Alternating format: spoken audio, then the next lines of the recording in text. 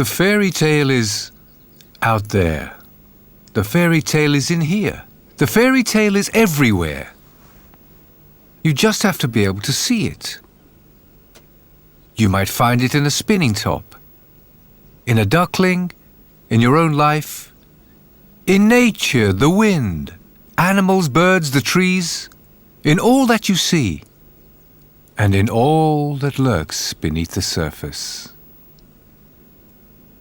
Oh yes, pardon me. My name is Andersen, Hans Christian Andersen, or H.C. Andersen.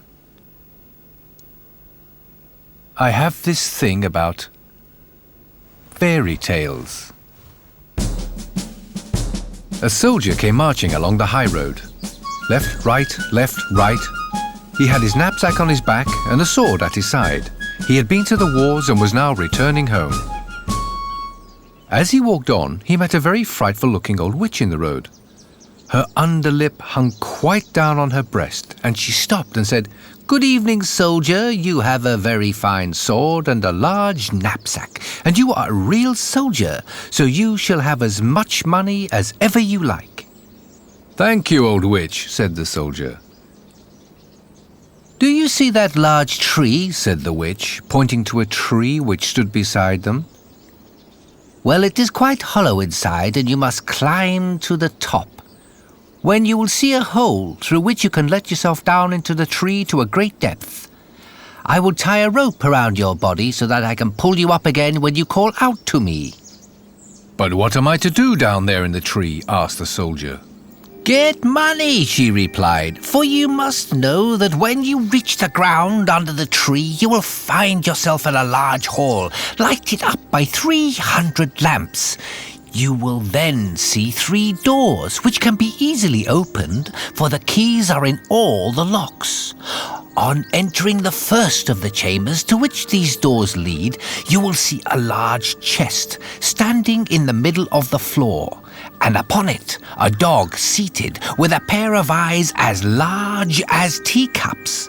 But you need not be at all afraid of him. I will give you my blue checked apron, which you must spread upon the floor, and then boldly seize hold of the dog and place him upon it. You can then open the chest and take from it as many pence as you please. They are only copper pence. But if you would rather have silver money, you must go into the second chamber. Here you will find another dog with eyes as big as mill wheels. But do not let that trouble you. Place him upon my apron and then take what money you please. If, however, you like gold best, enter the third chamber where there is another chest full of it. The dog who sits on this chest is very dreadful. His eyes are as big as a tower, but do not mind him. If he also is placed upon my apron, he cannot hurt you, and you may take from the chest what gold you will." "This is not a bad story," said the soldier, "but what am I to give you, you old witch? For of course you do not mean to tell me all this for nothing." "No," said the witch. "But I don't ask for a single penny. Only promise to bring me an old tinderbox which my grandmother left behind the last time she went down there." "Very well, I promise. Now tie the rope around my body." "Here it is," replied the witch, "and here is my blue checked apron." As soon as the rope was tied, the soldier climbed up the tree and let himself down through the hollow to the ground beneath. And here he found, as the witch had told him, a large hall in which many hundred lamps were all burning. Then he opened the first door. Ah!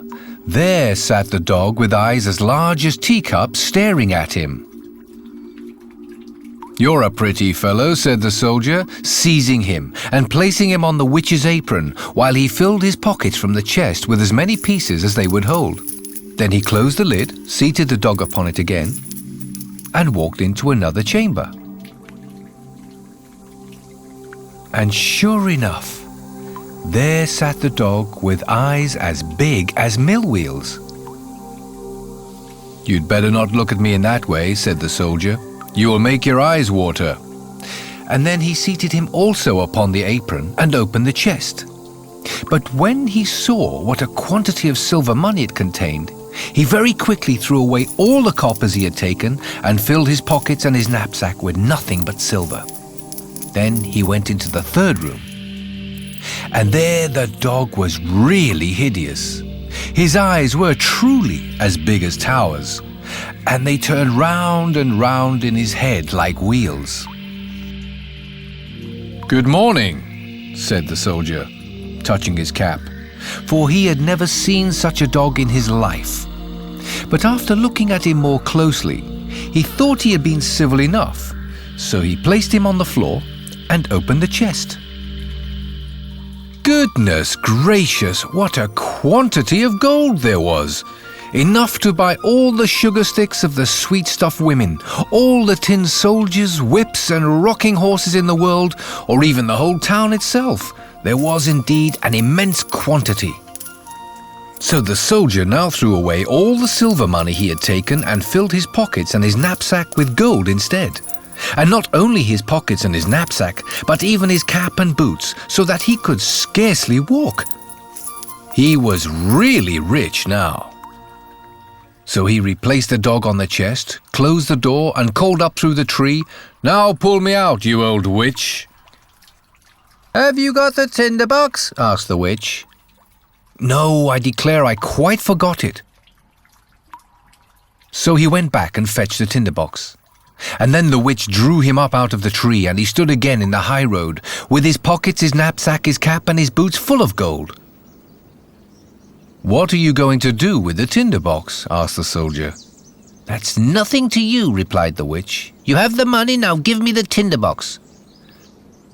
"I tell you what," said the soldier, "if you don't tell me what you're going to do with it, I will draw my sword and cut off your head." "No," said the witch. The soldier immediately cut off her head, and there she lay on the ground.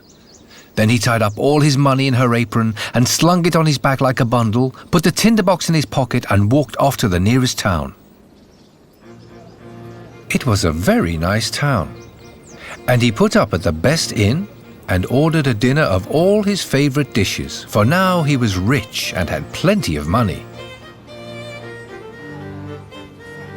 The servant who cleaned his boots thought they certainly were a shabby pair to be worn by such a rich gentleman, for he had not yet bought any new ones. The next day, however, he procured some good clothes and proper boots, so that our soldier soon became known as a fine gentleman, and the people visited him and told him of all the wonders that were to be seen in the town, and of the king's beautiful daughter, the princess. "Where can I see her?" asked the soldier. "She's not to be seen at all," they said. "She lives in a large copper castle, surrounded by walls and towers. No one but the king himself can pass in or out, for there has been a prophecy that she will marry a common soldier, and the king cannot bear to think of such a marriage." "I should like very much to see her," thought the soldier, but he could not obtain permission to do so. However, he passed a very pleasant time, went to the theatre, drove in the king's garden, and gave a great deal of money to the poor, which was very good of him. He remembered what it had been in olden times to be without a shilling. Now he was rich, had fine clothes and many friends, who all declared he was a fine fellow and a real gentleman, and all this gratified him exceedingly. But his money would not last forever, and as he spent and gave away a great deal daily and received none, he found himself at last with only 2 shillings left, so he was obliged to leave his elegant rooms and live in a little garret under the roof, where he had to clean his own boots and even mend them with a large needle. None of his friends came to see him. There were too many stairs to mount up. One dark evening, he had not even a penny to buy a candle. Then all at once he remembered that there was a piece of candle stuck in the tinderbox, which he had brought from the old tree, into which the witch had helped him. He found the tinderbox, but no sooner had he struck a few sparks from the flint and steel than the door flew open, And the dog with eyes as big as teacups, whom he had seen while down in the tree, stood before him and said, "What orders, master?" "Hello," said the soldier. "Well, this is a pleasant tinderbox, if it brings me all I wish for." "Bring me some money," said he to the dog. He was gone in a moment, and presently returned, carrying a large bag of coppers in his mouth. The soldier very soon discovered after this the value of the tinderbox. If he struck the flint once, the dog who sat on the chest of copper money made his appearance. If twice, the dog came from the chest of silver, and if 3 times, the dog with eyes like towers who watched over the gold. The soldier again now had plenty of money. He returned to his elegant rooms and reappeared in his fine clothes so that his friends knew him again directly and made as much of him as before. After a while, he began to think it was very strange that no one could get a look at the princess. "Everyone says she is very beautiful," thought he to himself, "but what is the use of that if she is to be shut up in a copper castle surrounded by so many towers? Can I by any means get to see her? Stop! Where's my tinderbox?" Then he struck a light, and in a moment the dog with eyes as big as teacups stood before him. "It is midnight," said the soldier, "yet I should very much like to see the princess, if only for a moment." The dog disappeared instantly.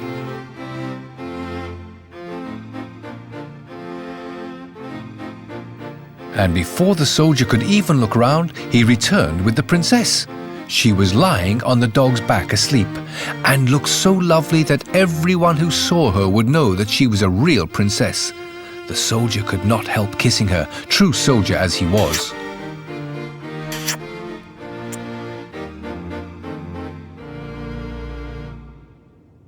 Then the dog ran back with the princess. But in the morning, while at breakfast with the king and queen, she told them what a singular dream she had had during the night of a dog and a soldier, that she had ridden on the dog's back and had been kissed by the soldier.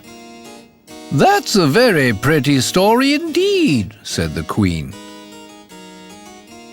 So the next night, one of the old ladies of the court was set to watch by the princess's bed, to discover whether it really was a dream or what else it might be. The soldier longed very much to see the princess once more, so he sent for the dog again in the night to fetch her, and to run with her as fast as ever he could. But the old lady put on water boots and ran after him as quickly as he did.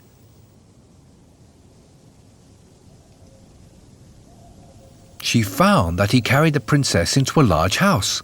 She thought it would help her to remember the place if she made a large cross on the door with a piece of chalk. Then she went home to bed. The dog presently returned with the princess, but when he saw that a cross had been made on the door of the house where the soldier lived, he took another piece of chalk and made crosses on all the doors in the town, so that the lady in waiting might not be able to find out the right door. Early the next morning, the king and queen accompanied the lady and all the officers of the household to see where the princess had been. "Here it is," said the king, when they came to the first door with a cross on it.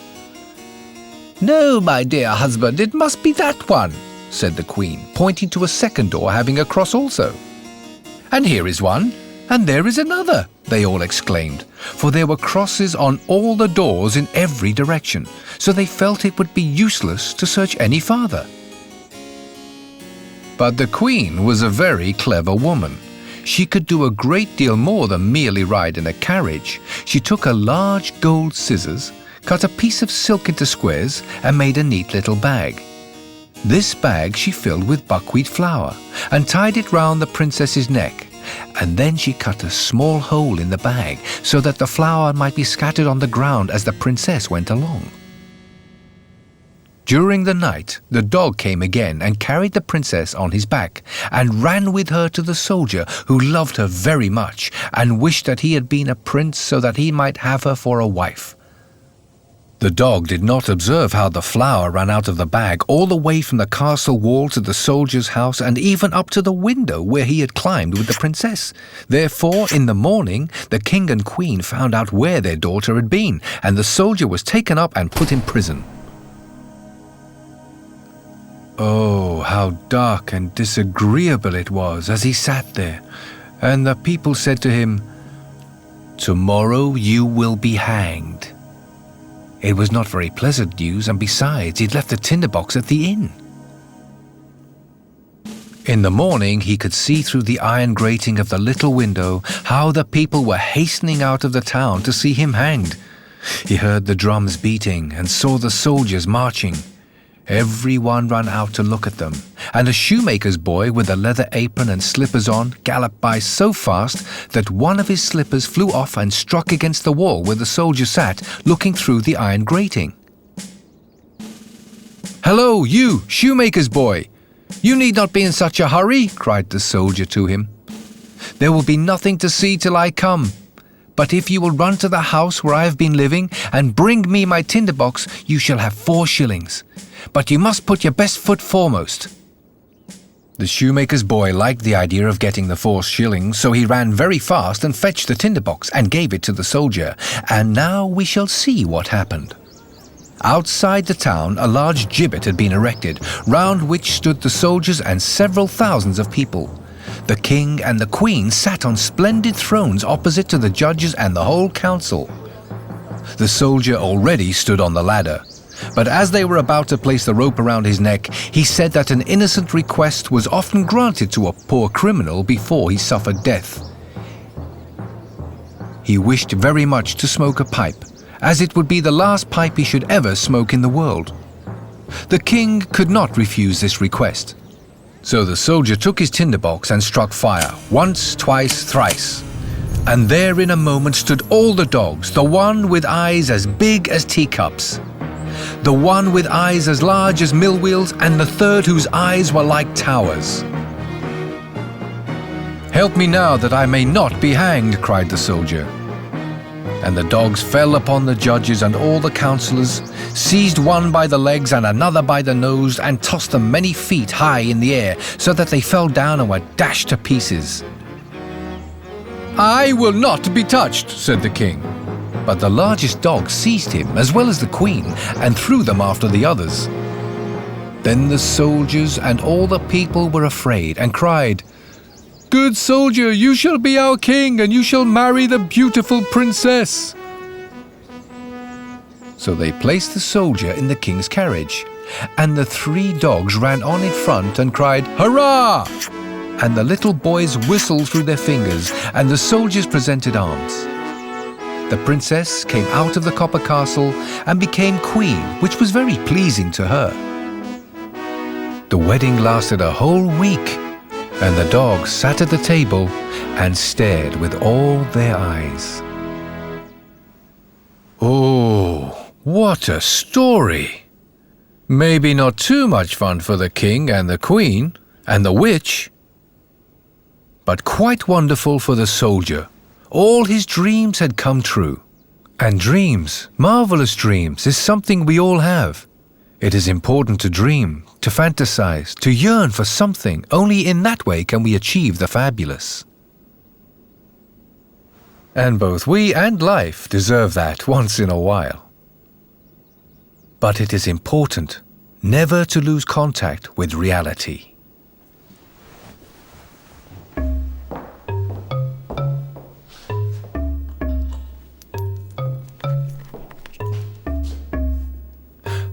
There was once a woman who lived in a cottage. Of eggs she had scarcely a shortage, for her good hen gave one each day.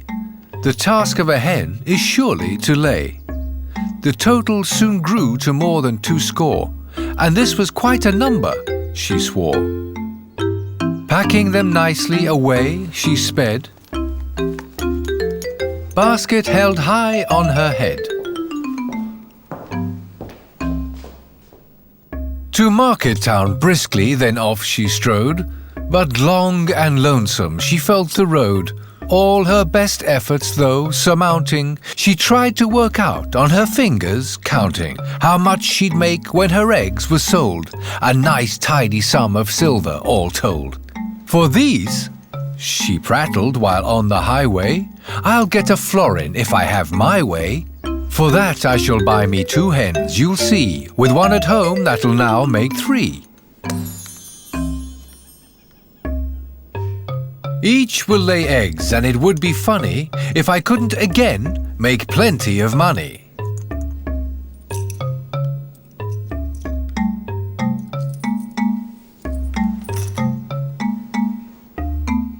I'll buy 3 more hens, then it's 6 they'll make. With those I've at home, their good eggs I'll take. I'll sell only half, and then all the rest shall hatch into chicks. That is far the best. I'll soon have a poultry farm, just imagine. And it'll grow big, hens are always a bargain. And some will lay eggs and some hatch out chicks. They'll make me a fortune, my hens all 6. I'll buy me 2 geese and a little sheep, and never shall I have cause to weep. With eggs and with hens and with feathers and wool, my purse in the end will be quite full. I'll buy me a pig, I'll buy me a cow, or maybe 2, I'll soon find out how. Then money I'll spin, in a year just you peep, I'll have house and maids and cows and sheep. Now in comes a suitor, my hand he kisses, soon all the good people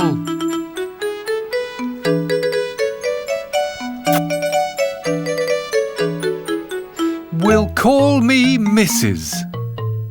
For he has a farm that is bigger than mine. So stylish I'll be, and so haughty and fine. No, I'll not stand any foolish nonsense. I'll toss my head, yes indeed, with a vengeance. And lo, as she spoke, that is just what she did. Smash! Down to the ground her eggs all slid. Her dreams of bliss to an end they did bring. And this was perhaps a very good thing.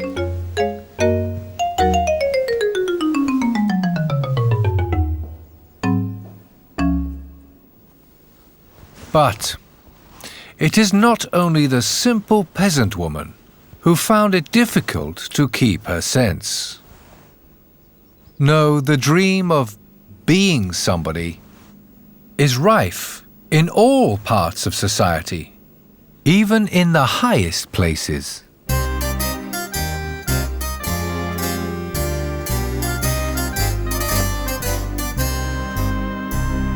The Emperor's New Suit.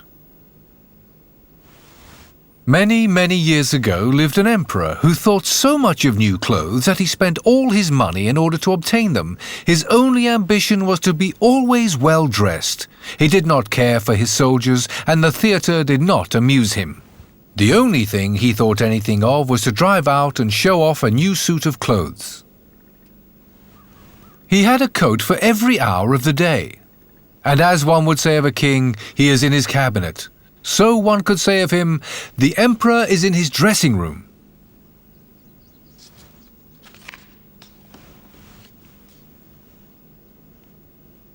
The great city where he resided was very gay. Every day, many strangers arrived. One day, 2 swindlers came along. They made people believe that they were weavers and declared they could manufacture the finest cloth to be imagined. Their colors and patterns, they said, were not only exceptionally beautiful, but the clothes made of their material possessed the wonderful quality of being invisible to any man who was unfit for his office or unpardonably stupid. That must be wonderful cloth, thought the emperor. If I were to be dressed in a suit made of this cloth, I should be able to find out which men in my empire were unfit for their places. and I could distinguish the clever from the stupid. I must have this cloth woven for me without delay."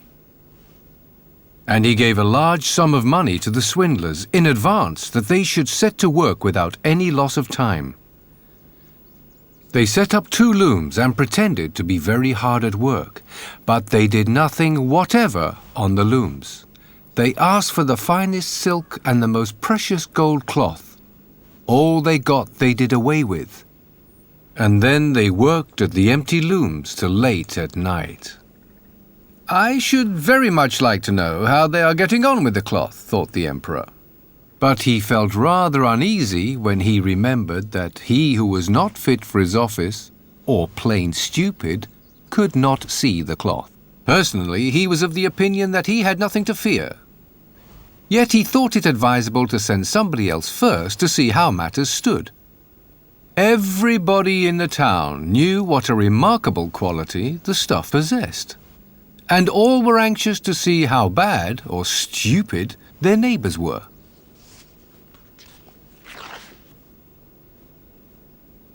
"I shall send my honest old minister to the weavers," thought the emperor.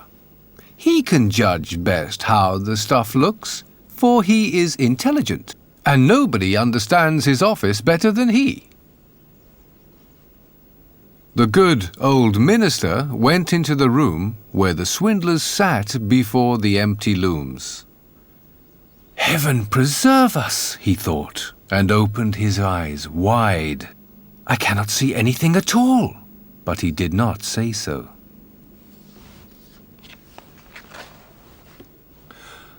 Both swindlers now requested him to come near, and asked him if he did not admire the exquisite pattern and the beautiful colours, pointing to the empty looms. The poor old minister tried his very best, but he could see nothing, for there was nothing to be seen.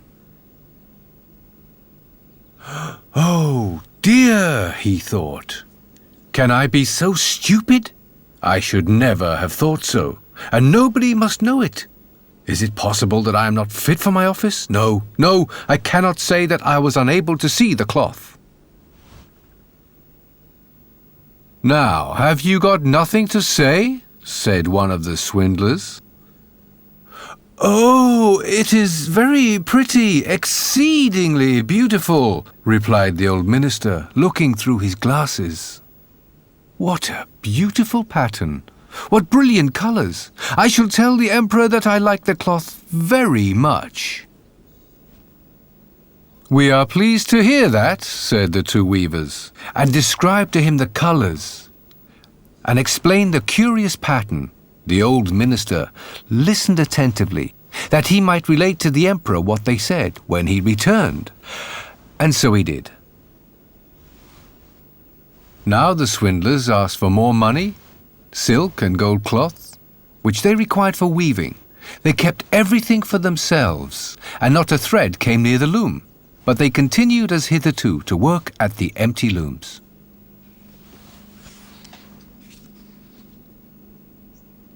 Soon afterwards, the emperor sent another honest courtier to the weavers to see how they were getting on, and if the cloth was nearly finished. Like the old minister, he looked and looked at the empty looms, but could see nothing, as there was nothing to be seen. "Is it not a beautiful piece of cloth?" asked the 2 swindlers, showing and explaining the magnificent pattern, which, however, did not exist. "I'm not stupid," thought the man. "It is therefore my good appointment for which I am not fit. It's very strange, but I must not let anyone know it." And he praised the cloth which he did not see, and expressed his joy at the beautiful colours and the fine pattern. "It is exceedingly excellent," he said to the emperor. Everybody in the whole town talked about the precious cloth. At last the emperor wished to see it himself, while it was still on the loom.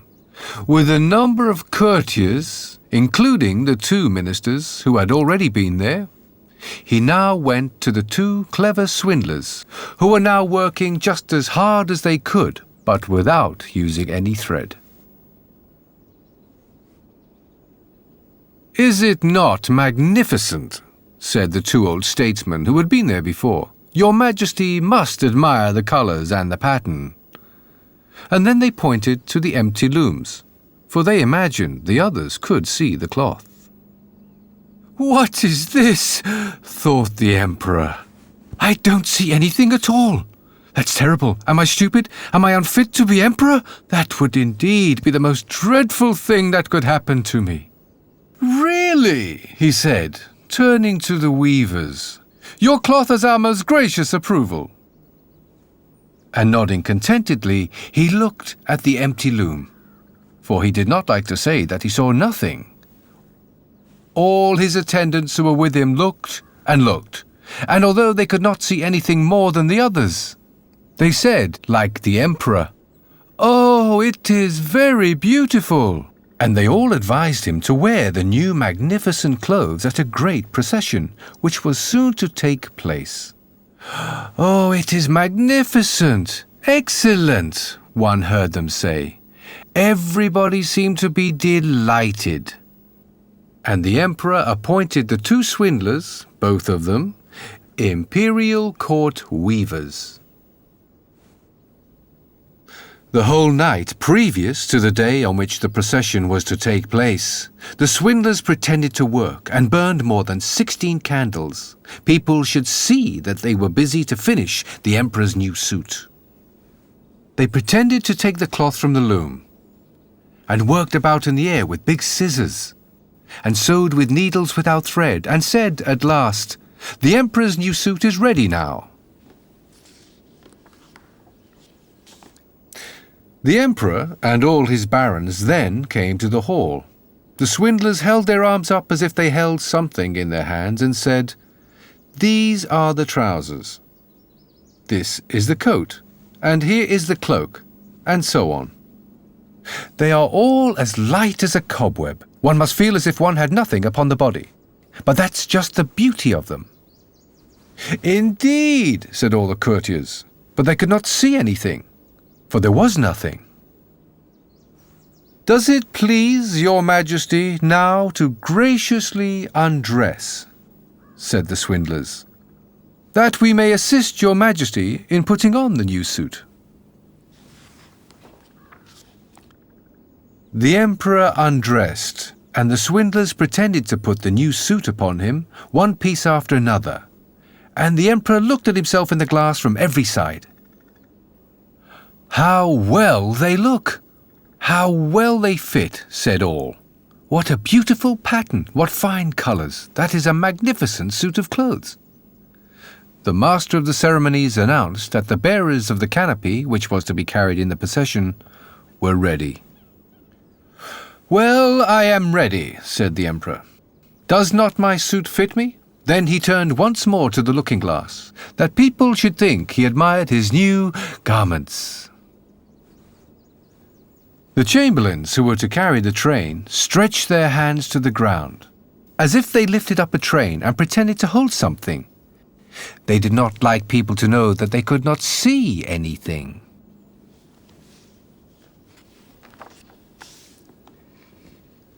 The Emperor marched in the procession under the beautiful canopy, and all who saw him in the street and out of the windows exclaimed, "Indeed, the Emperor's new suit is incomparable!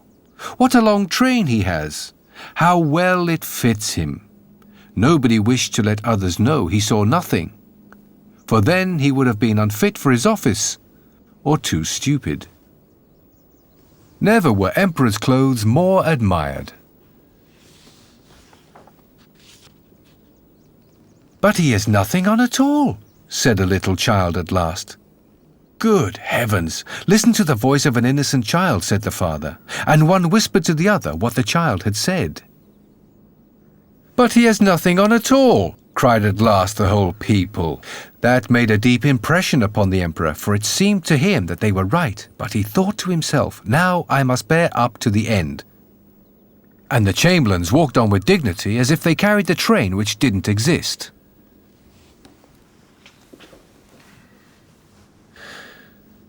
But just because you spring from imperial or royal blood, you do not have to be blind to what is true, what is real and natural. You may still have a keen eye for what is bad form, and what comes from the heart, brought about by the moment. There are many stories about this, in books, or at the theatre.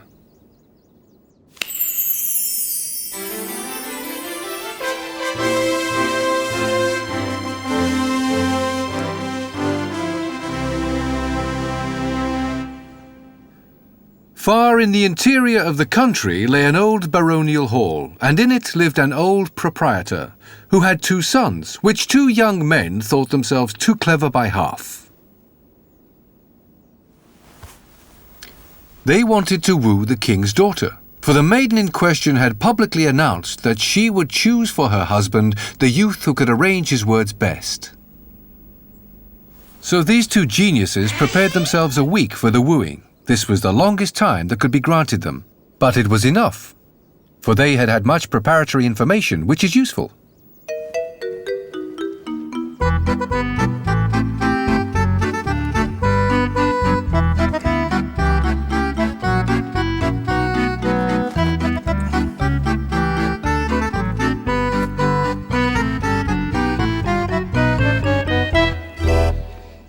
One of them knew the whole Latin dictionary by heart, and 3 whole years of the daily paper of the little town into the bargain, backwards and forwards.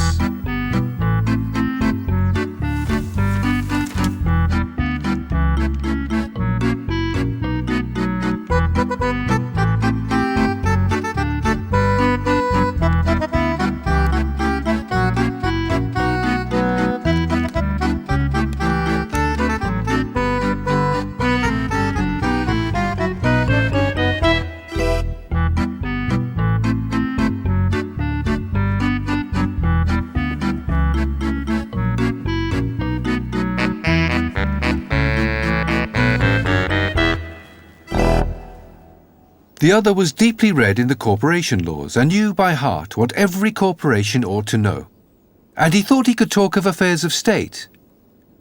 And he knew one thing more. He could embroider braces, for he was a light-fingered fellow. "I shall win the princess," they both cried.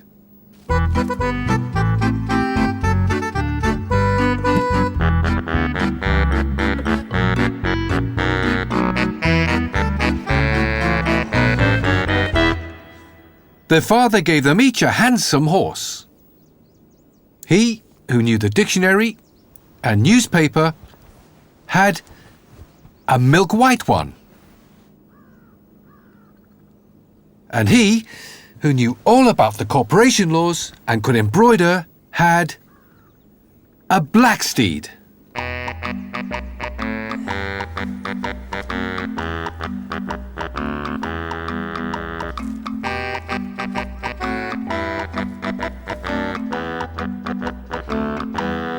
Then they rubbed the corners of their mouths with fish oil so that they might become very smooth. All the servants stood below in the courtyard and looked on while they mounted their horses. Just by chance, the 3rd son came up, for there were 3.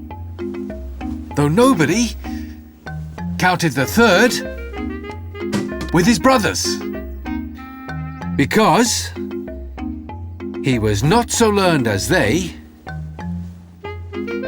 and indeed he was generally known as Jack the Dullard. "Hello, where are you going? Why do you have on your Sunday clothes?" asked Jack. "We're going to the king's court as suitors to the king's daughter. Don't you know the announcement that has been made all through the country?" And then they told him all about it. "My word, I'll be in it too," cried Jack the Dullard. And his 2 brothers burst out laughing at him and rode away.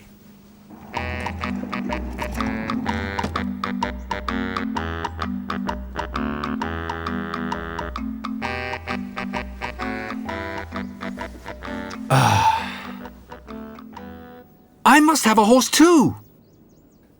I do feel so desperately inclined to marry. If she accepts me, she accepts me. And if she won't have me, I'll have her, but she shall be mine. "Don't talk nonsense," You shall have no horse from me. You don't know how to speak. You can't arrange your words. Your brothers are very different fellows from you. Well, if I can't have a horse, I'll take the billy goat who belongs to me, and he can carry me very well. And so said, so done. He mounted the billy goat, pressed his heels into its sides, and galloped down the high street like a hurricane. Hi-ho, that was a ride! Tally-ho! Here I come!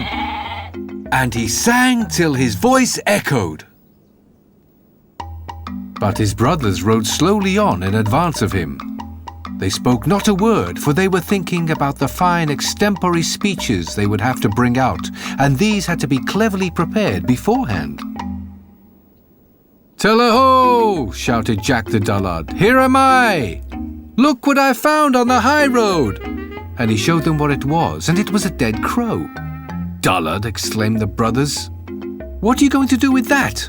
With the crow? Why, I'm going to give it to the princess." "Yes, do so," said they, and they laughed and rode on. "Tally-ho! Here I am again! Just see what I've found now! You don't find that on the high road every day." And the brothers turned round to see what he could have found now. "Dullard!" they cried. "That's only an old wooden shoe, and the upper part is missing into the bargain. Are you going to give that to the princess as well?" "Most certainly I shall," replied Jack the Dullard, and again the brothers laughed and rode on, and thus they got far in advance of him. Tally-ho! And there was Jack the Dullard again. "It's getting better and better," he cried. "Hooray! It's quite fabulous." "What have you found this time?" inquired the brothers. "Oh," said Jack the Dullard, "I can hardly tell you. How glad the princess will be." "Bah!" said the brothers. "That's nothing but clay out of the ditch." "Yes, certainly it is," said Jack the Dullard, "and clay of the finest sort. See, it is so wet it runs through one's fingers." And then he filled his pockets. But his brothers galloped on till the sparks flew, and consequently they arrived a full hour earlier at the town gate before Jack.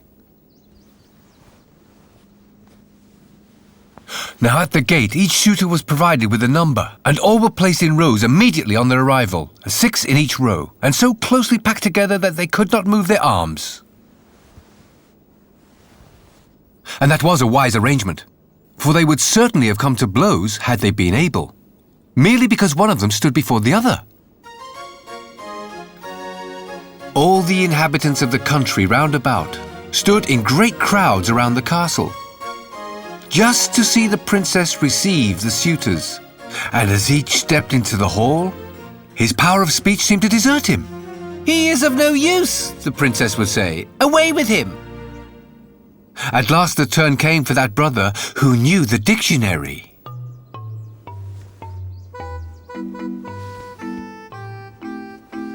But he didn't know it now. He had absolutely forgotten it altogether, and the board seemed to re-echo with his footsteps, and the ceiling of the hall was made of looking glass, so that he saw himself standing on his head, and at the window stood 3 clerks and a head clerk, and every one of them was writing down every single word that was uttered, so that it might be printed in the newspapers and sold for a penny at the street corners.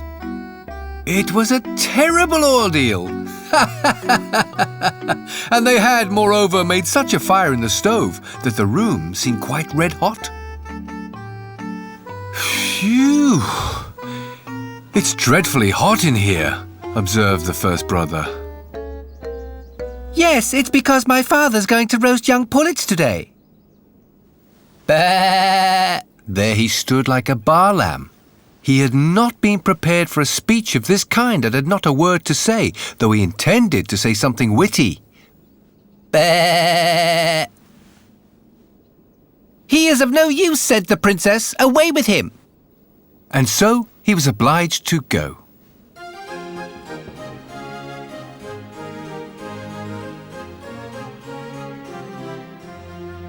And now the second brother came in. "It's terribly warm in here," he observed. "Yes, we're roasting pullets today," replied the princess. What? And all the clerks wrote down, what? "He is of no use," said the princess. "Away!"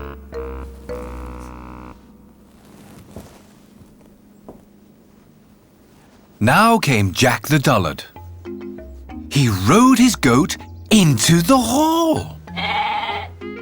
"It's very hot in here," he said. "Yes, because I'm roasting young pullets," replied the princess. "Ah, that's lucky," exclaimed Jack the Dullard.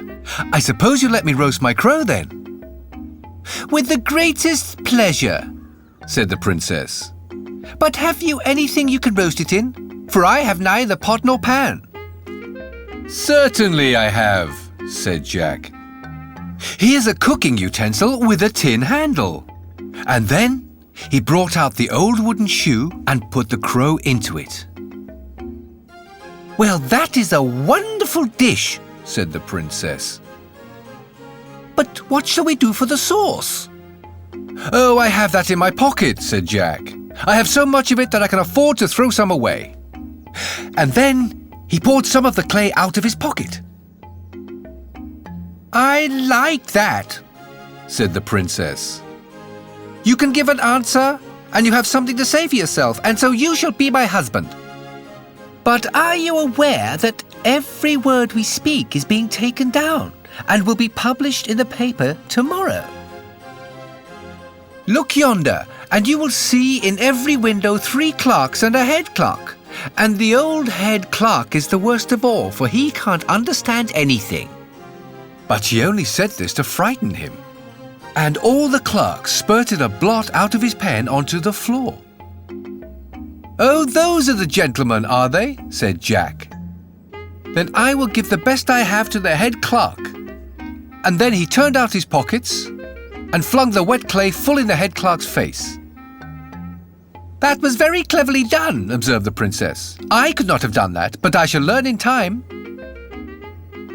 And then Jack was made a king and received a crown and a wife and sat upon a throne. And this report we have wet from the press of the head clerk, but he is not to be depended upon. Tally-ho! Here I am! A crow, a clog, and some sludge. Sometimes that is all you need to force your way into a heart.